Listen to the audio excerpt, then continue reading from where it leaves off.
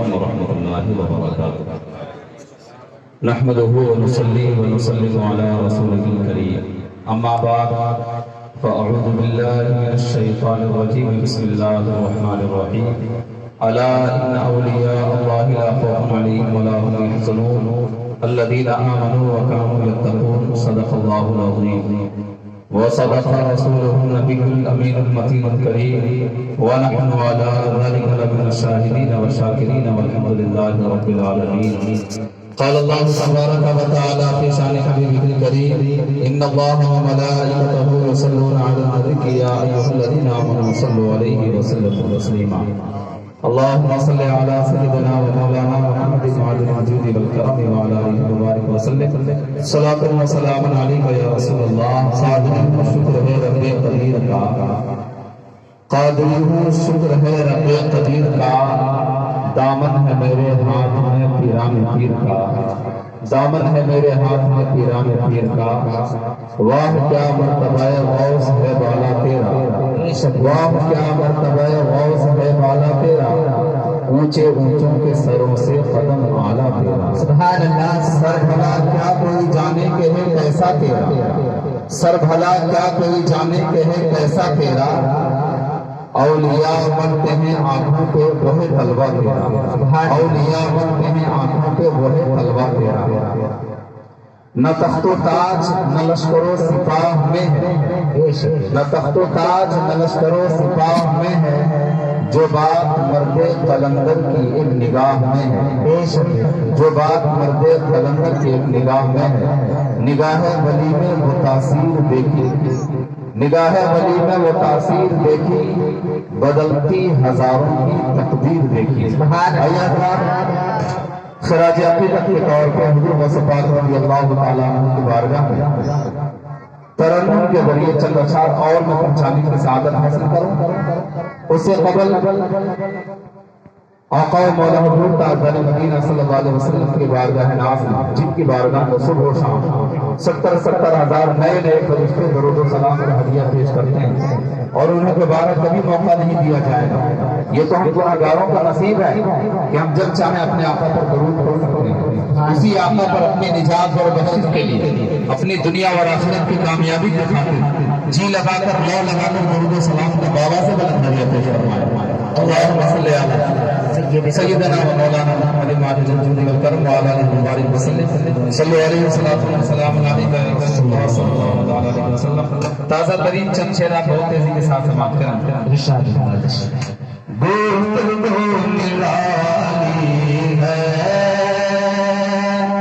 تذکرہ نرالا ہے، گفتگو نرالی ہے، تذکرہ نرالا ہے، گفتگو نرالی ہے، تذکرہ نرالا ہے، گفتگو نرالی ہے،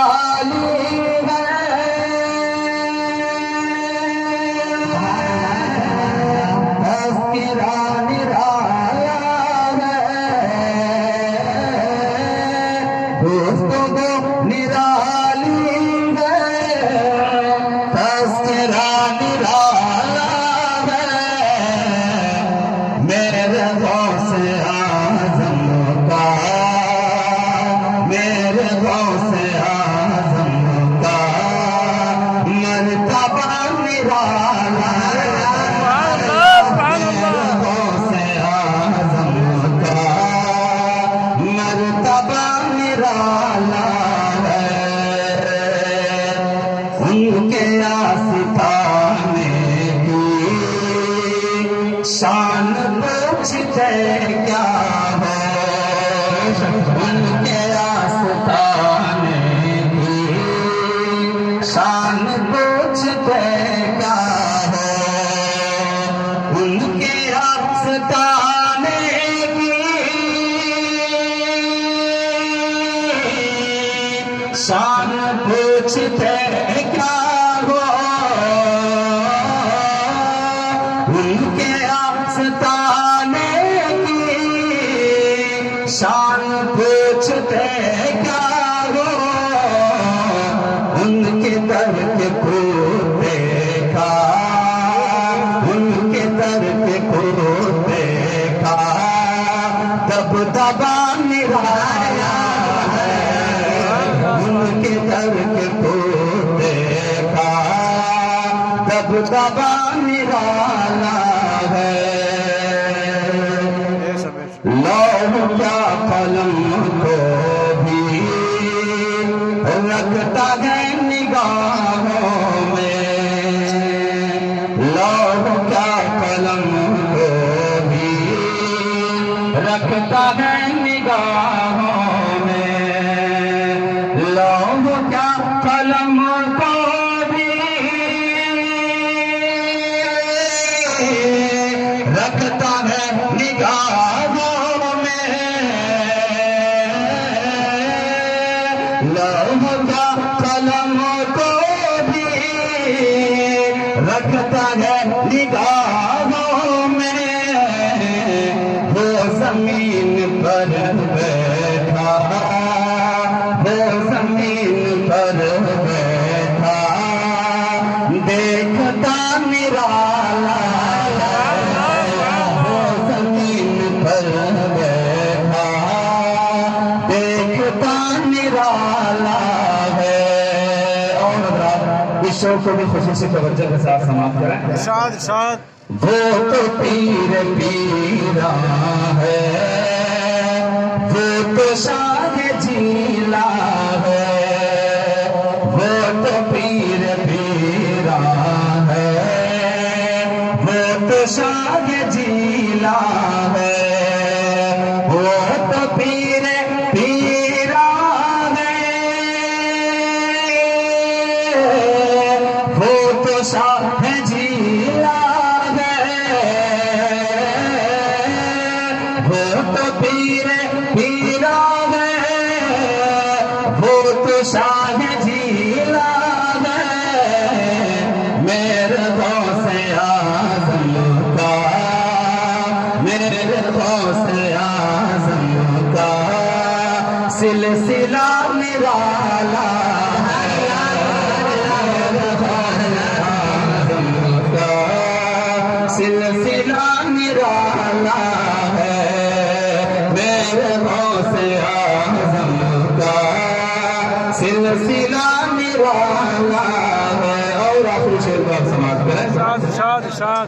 بولکم بإذن اللہ، بولکم بإذن اللہ، مردہ ہو گیا زندہ، بولکم بإذن اللہ، مردہ ہو گیا زندہ،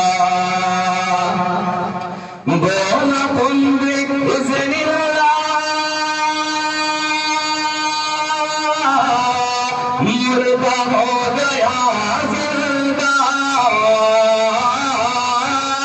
بولکم بإذن اللہ، مردہ ہو گیا زندہ، فاطمہ کا شہزادہ، فاطمہ کا شہزادہ، فاطمہ کا شہزادہ بولتا نرالا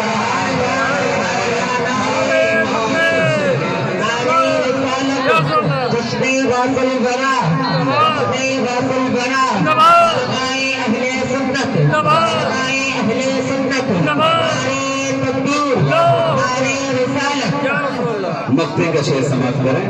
دامن شہ جیلا ہم کبھی نہ چھوڑیں گے انشاءاللہ العزیز، دامن شہ جیلا ہم کبھی نہ چھوڑیں گے، دامن شہ جیلا ہم کبھی نہ چھوڑیں گے، دامن شہ جیلا ہم کبھی نہ چھوڑیں گے، ان کا یہ مجاہد بھی، ان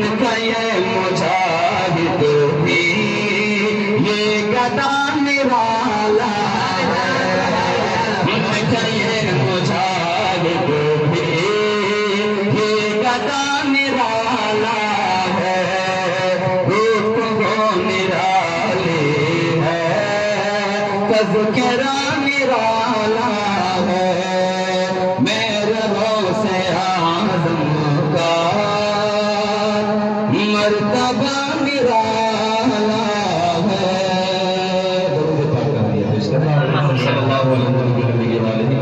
صلی اللہ علیہ وسلم السلام علیکم یا رسول اللہ صلی اللہ تعالی علیہ وسلم۔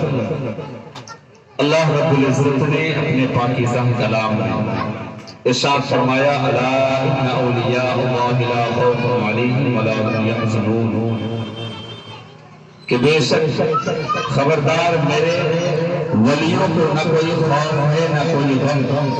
اور ولیوں کی پہچان بتاتے ہوئے اللہ رب العزت نے آگے کی آیت پاک میں فرمایا الذین آمنوا وکانوا یتقون، اولیاء کی صفتیں کیا ہے، ان کی نشانیاں کیا ہے، ان کو ہم پہچانیں گے کیسے؟ تو میرا قرآن کہتا ہے الذین آمنوا وکانوا یتقون، اولیاء اللہ وہ ہو سکتے ہیں جنہوں نے ایمان لایا اور تقوی اختیار کیا۔ لہم البشریٰ فی الحیاۃ الدنیا وفی الآخرہ لا تبدیل لکلمات اللہ ذلک هو الفوز العظیم، اور جو ولایت کے منصب پر فائز ہو جاتا ہے ان کے لیے رب کی طرف سے انعام و اکرام کیا ہے؟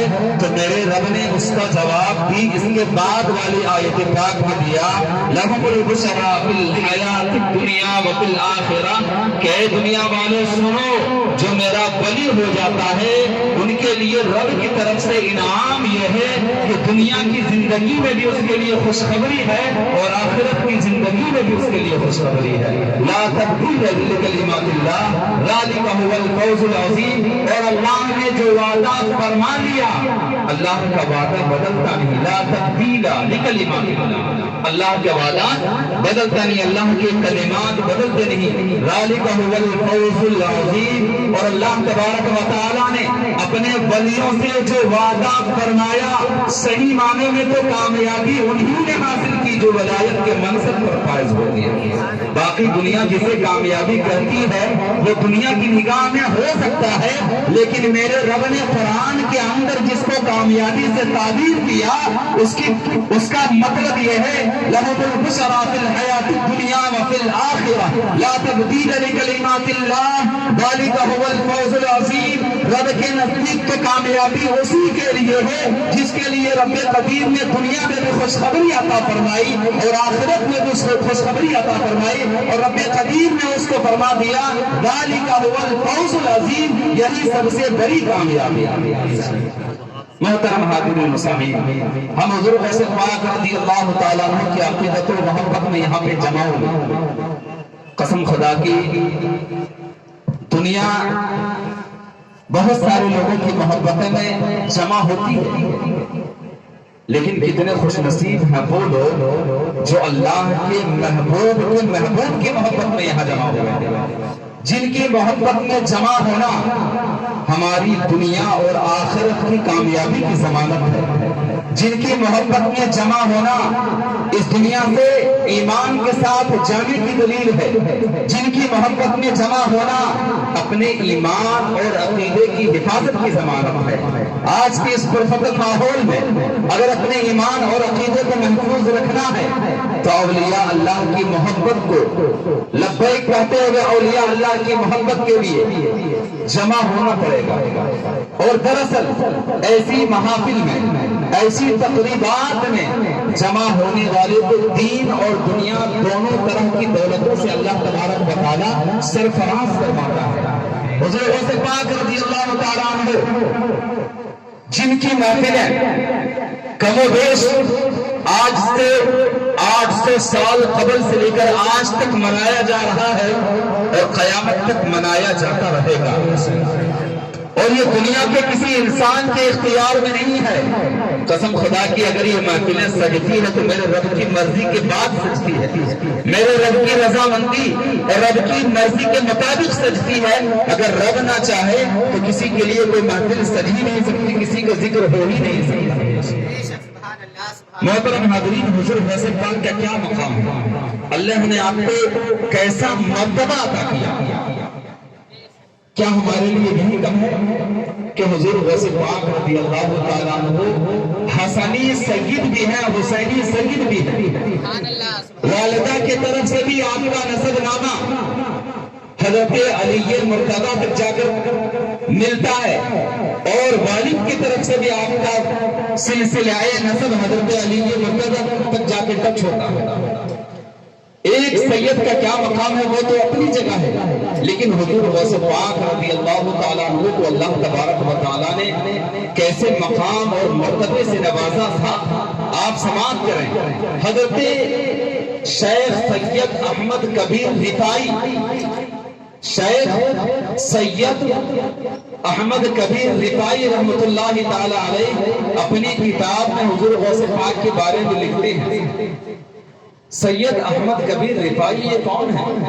کیا آپ جانتے ہیں؟ آئیے میں آپ کو بتاؤں یہ کون ہے۔ سید احمد کبیر رفاعی اللہ کے وہ ولی ہیں جن کے مقام و مرتبے کا یہ عالم ہے کہ سن 555 ہجری میں، کتنے میں؟ سن 555 ہجری میں، آج کتنا ہجری چل رہا ہے؟ 1444، کتنے سو سال پہلے کی بات ہو گئی؟ 1444 آج چل رہا ہے، لیکن سید احمد کبیر رفاعی 555 ہجری میں حج بیت اللہ کے لیے تشریف لے گئے تھے۔ حج کے ارکان ادا کرنے کے بعد روزہ رسول پر حاضر ہوئے، چونکہ آپ بھی سادات کرام میں سے ہیں، آپ بھی اولاد رسول میں سے ہیں، خاندان رسول میں سے ہیں۔ سید احمد کبیر رفاعی جب روزہ رسول پر حاضر ہوئے تو سلام عرض کرتے ہیں، السلام علیکہ یا جدی، سبحان اللہ، السلام علیکہ یا جدی۔ روزہ رسول سے حضور کی آواز میں جواب آتا ہے، وعلیکم السلام یا ولدی۔ جتنے لوگ وہاں پہ موجود تھے سب نے سید احمد کبیر رفاعی کے سلام کو سنا، اور میرے آقا نے جو گنبد خضرا میں آرام فرما رہے ہیں انہوں نے جو جواب دیا وہ بھی سنا۔ صرف سلام اور جواب تک محدود نہیں رہا، سید احمد کبیر رفاعی نے عربی میں کچھ شعر روزہ رسول پر حاضر ہو کر عرض کیا، پیش کیا، اس کا ترجمہ آپ سماعت کریں۔ بزرگ فرماتے ہیں کہ اے میرے آقا، اے میرے مولا، جب میں آپ سے دور تھا تو میں اپنی روح کو آپ کے روزے کی زیارت کے لیے بھیجا کرتا تھا، میں اپنی روح کو آپ کے روزے کی حاضری کے لیے بھیجا کرتا تھا، میری روح آپ کی بارگاہ میں حاضر ہوتی تھی، آپ کے روزے کو چومتی تھی۔ یا رسول اللہ، آج یہ غلام، یہ خادم آپ کی بارگاہ میں حاضر ہے، آپ سے مصافحہ کرنا چاہتا ہے۔ سید احمد کبیر رفاعی کے اتنا عریضہ سننے کے بعد میرے آقا نے گنبد خضرا سے اپنے دستے مقدس کو مصافحے کے لیے جتنے لوگ وہاں پہ موجود تھے سب نے اپنی نگاہوں سے آقا کے دستے مقدس کی زیارت کی۔ سید احمد کبیر رفاعی نے آقا سے مصافحہ کیا۔ وہ سید احمد کبیر رفاعی اپنی کتاب میں حضور غوث پاک کے بارے میں کیا لکھتے ہیں؟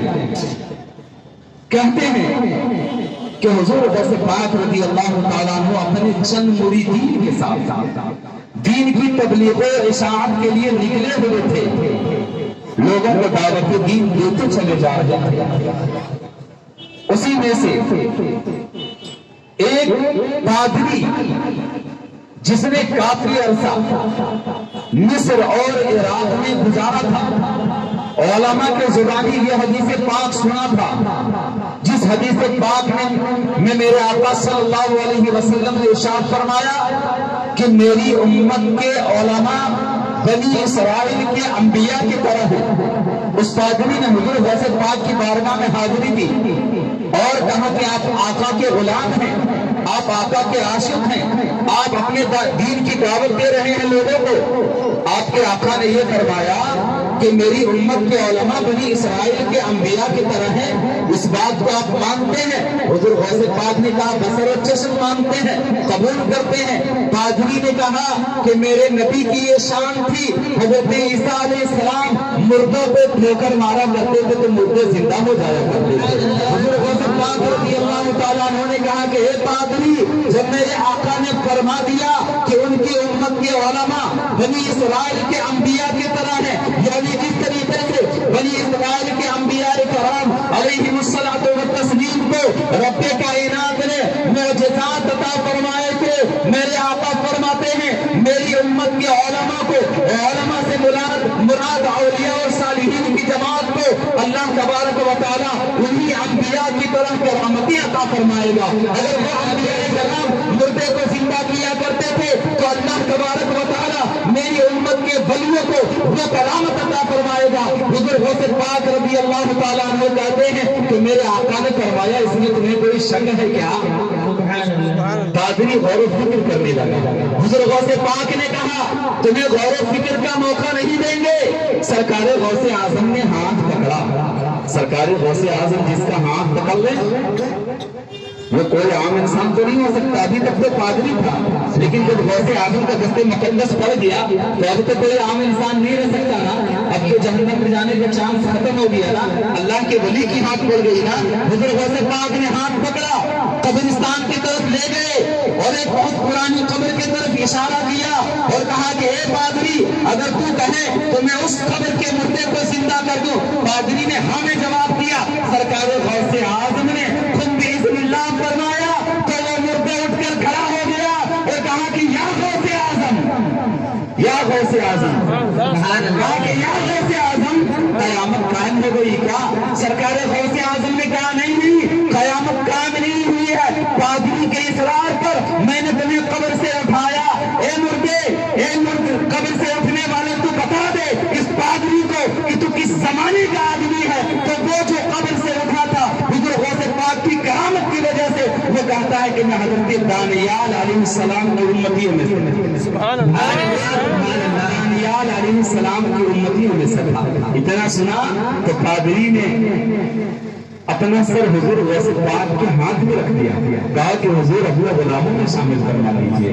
توبہ کر لیا، اسلام کو قبول کی پوری جماعت کے ساتھ، اور اسی حلقے میں، اسی جماعت میں حضرت صلاح الدین ایوبی رحمۃ اللہ تعالی علیہ کے والد محترم نے بھی حضور غوث پاک کے دست مقدس پر اپنا ہاتھ رکھ کر کلمہ پڑھا، اور اس ٹائم حضرت صلاح الدین ایوبی جن کے ذریعے سے بیت المقدس فتح ہوا ہے صرف 10 سال کے تھے۔ کتنے سال کے تھے؟